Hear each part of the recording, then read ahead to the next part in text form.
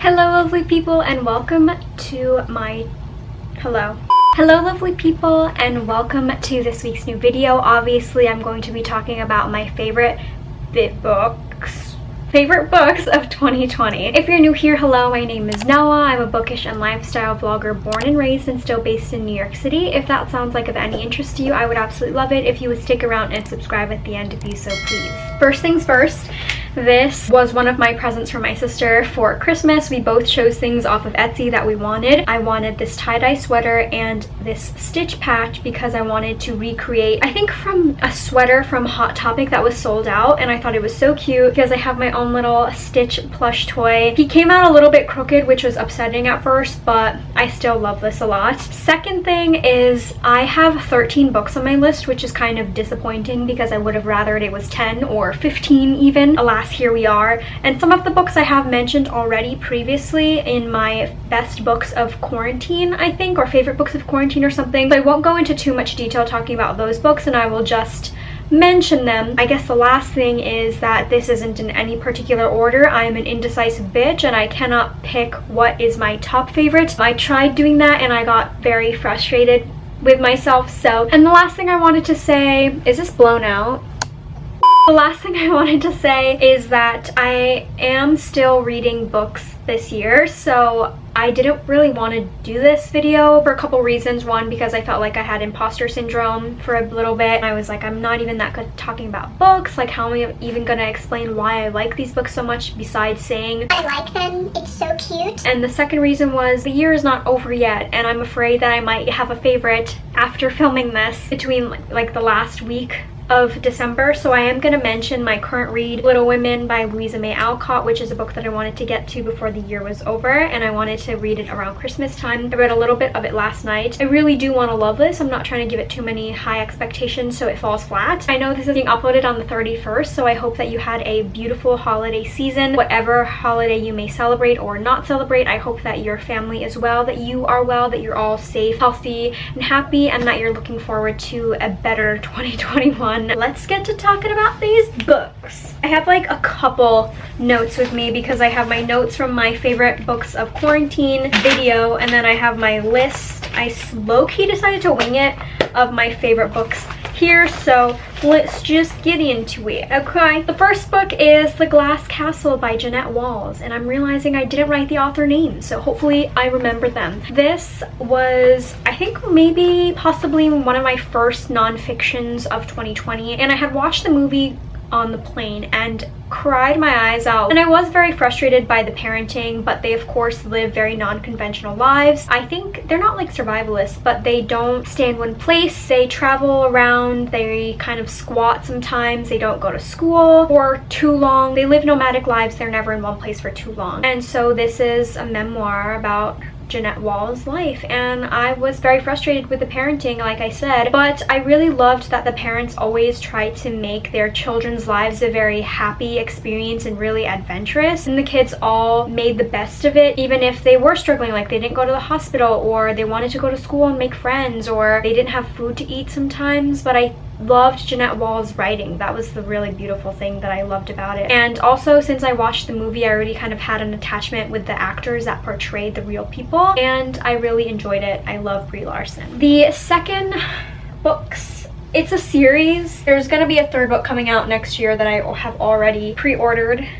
See, this is me unprepared because I don't remember the title of it even though I pre-ordered it, but it's the Friend Zone series by Abby Jimenez. So the first book is The Friend Zone that I read in February, which was my favorite of the month, I think, or March. And then this is the Happy Ever After playlist, also by Abby Jimenez. Obviously that was my favorite in, I think, April or May. I actually loved the Happy Ever After playlist more, but I can't really talk about the premise of this because it would ruin this, which I always say. I did talk about these books in my favorite books of quarantine, so please check that out. The next book is my only non-English book that I have on this list, and it's Saga no Gabai by by Shimada Yoshi, which is translated to Goodbye Granny by Yoshi Shimada, my boss from the restaurant that I guess now I used to work at because we shut down because of COVID. She gave this to me last year. She always saw that I was reading books and she said, you need to be reading more Japanese books. You can read and write, so why not? She said it would be funny because this is also a memoir about the author, who is a Japanese comedian. He was born after the bombing of Hiroshima, and so he got sent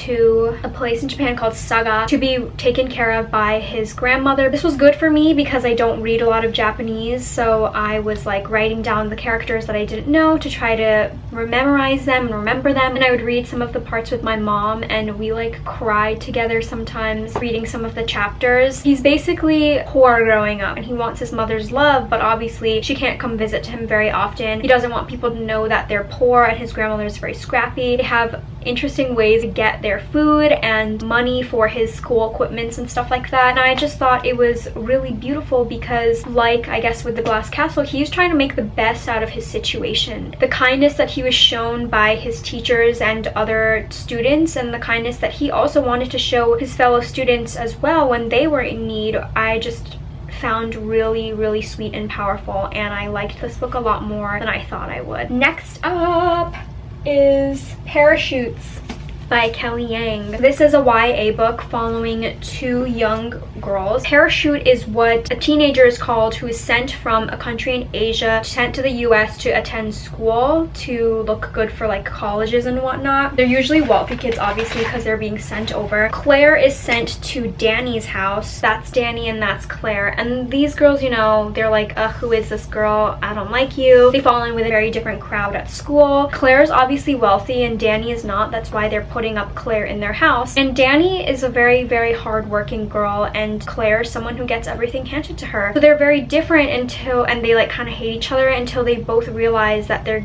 going through similar things. Danny's tutor and debate coach has taken a really uncomfortable interest in her, and Claire meets this boy, another parachute, who doesn't treat her very well. Desperately trying to avoid each other under the same roof, Danny and Claire find themselves on a collision course, intertwining in a deeper and more complicated ways as they grapple with life-altering experiences. This talked a lot about like immigrant experiences and family. Definitely, you know, trigger warnings are necessary for this regarding sexual assault. It was really powerful, I think, this being written as a YA book, because girls, they don't know who they can turn to and tell without feeling ostracized or having adults believe them. Next up, we have Clockwork Angel, wow, by Cassandra Clare. This was my first Cassandra Clare book, and I really like this a lot more than I thought that I would. If you want to hear more about my thoughts in this, I read this for a video of mine, my Smasher Pass, for Hannah's favorite videos, A Clockwork Reader. It was just really cool because I'm not a huge fantasy fan at all. Not that I hate it or anything, I just don't read a lot of it. I feel like I'm not talking about these books enough. Okay, so I guess I'll get into some quarantine faves because I have 3. This is like no surprise, right? Normal People by Sally Rooney. I talked about this so many times. I read it twice. So far this year I have read 200 books already. Little Women will make that 201, but out of the 200 books I've read,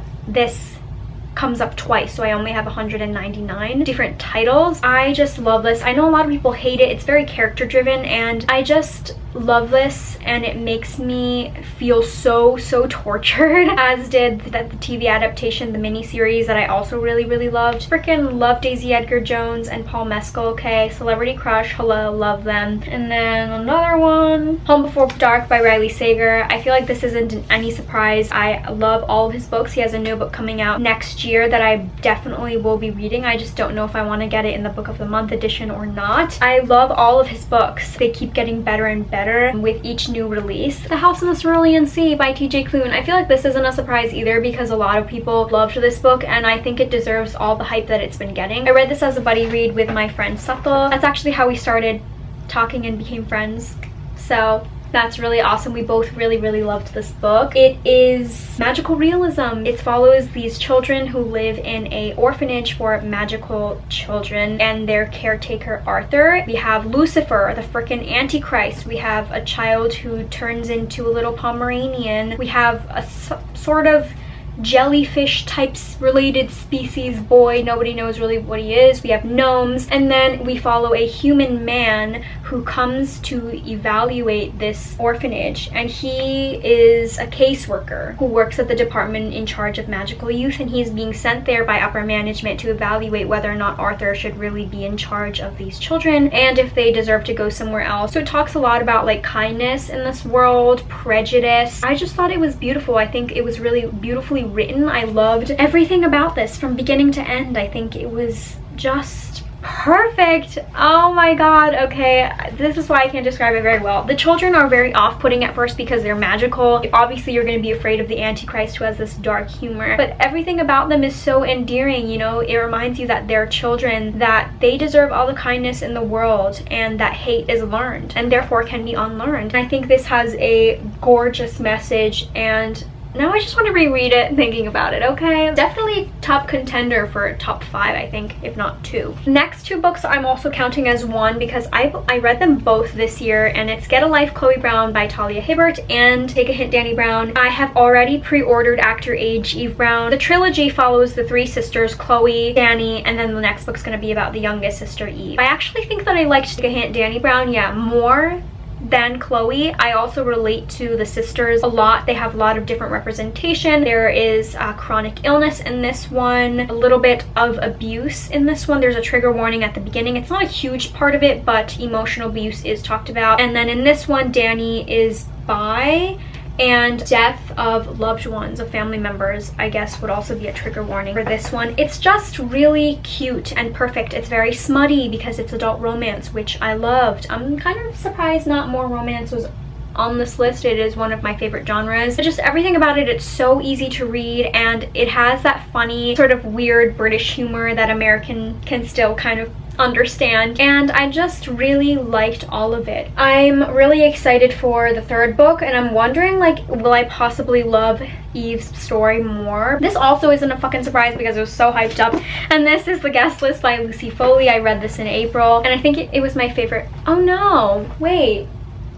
Yeah, that's a different month because this was definitely a favorite book that I read in April. This is a mystery. Who's surprised? It's so cool because it's written in the perspective of 1, 2, 3, 4, 5 people who are going to a wedding on a remote island in Ireland. It is a whodunit, and they all have a motive. You don't know who died even yet. You don't know who the killer is, obviously. So you're getting closer and closer, and once you find out who died, you're like, but wait. Oh my god, just the reveal of this, I felt like I should have seen it coming, but it was just done so well that I found it really exciting. And my friend read this later, and I was talking about it with her, and she would bring up these details. I think one of the reasons why my sister would never want to reread thrillers like this is because the reveal is already there. But I think for me, it's the smaller details that I'm forgetting that make it more exciting, because now I can read this being like, okay, now I know who the killer is. I can try to pick up if I can find out who it is, or who is the one that died from the beginning, which just sounds really fun. You never see what's going on in people's lives, but this gives you that insight and like why they might be the killer.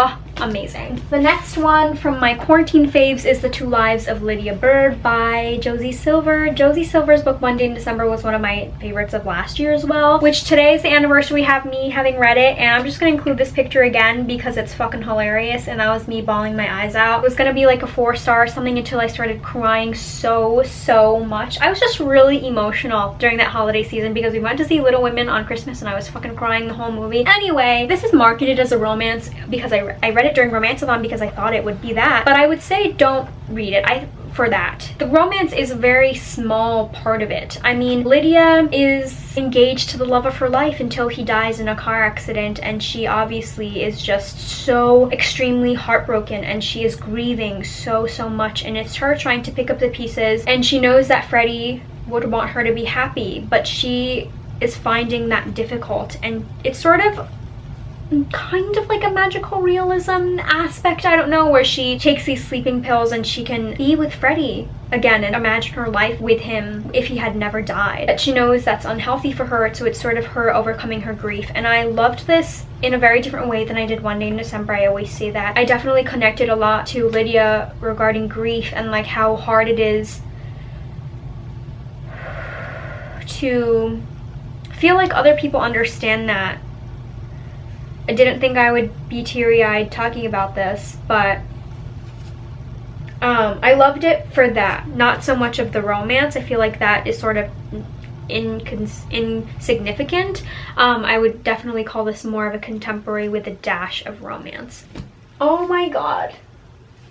Okay, she's like wobbly. And then the last book that I have is Wild at Heart by K.A. Tucker. This is book 2 in the Simple Wild series, and like Chloe Brown, I actually liked the second book more than The Simple Wild. The novella came out for this too this year, which I think I gave like 4 or 3.5. It was okay. But the reason why I like this more is because we're following Calla and Jonah still, and they have ended up together. But it was really interesting because I feel like there aren't a lot of romance books that I have read where the relationship is already developed. Because obviously the romance of them falling in love was really cute, and as they would be in other romance books, but I think that it's also interesting to see into other people's lives and seeing the difficulties there and how they worked it out and see what makes a relationship work for them. It made me want to reread The Simple Wild again and give it 5 stars, so I have yet to do that. But I think there's gonna be a third book. I saw it on Goodreads. There wasn't a cover reveal or anything like that, but I was under the impression that this was just going to be a duology, so that was very, very exciting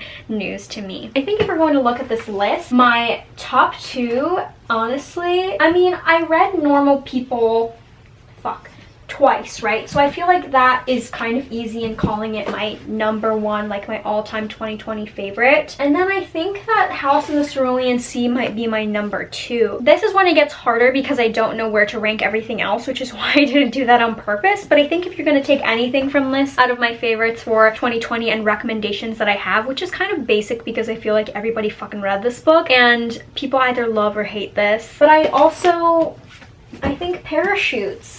See, this is hard because then I'm just gonna start ranking stuff and it's too hard. So I made a mess, but I hope you enjoyed. This is me coming in after I just finished filming. I wanted to mention some of my goals, my reading goals for 2021. You'll see more of my stats of 2020 when I do my all the books that I read in 2021 video that you'll see in early January. I had goals this year like no buying books, which was fucking ridiculous because that totally went out the window when quarantine started. Reading more diversely, I think, were my top 2, and I do want to keep reading more diversely because I feel like I didn't do enough of that this year. When compiling a list for 2021 releases, I made sure to seek out books by POC authors as well because I wasn't seeing a lot of diversity, so I'm trying to be more mindful in doing that. I have a no buy ban again. However, if I do choose to buy books, because I will still be subscribed to Book of the Month, I am giving myself the rule of a 2-to-1 ratio of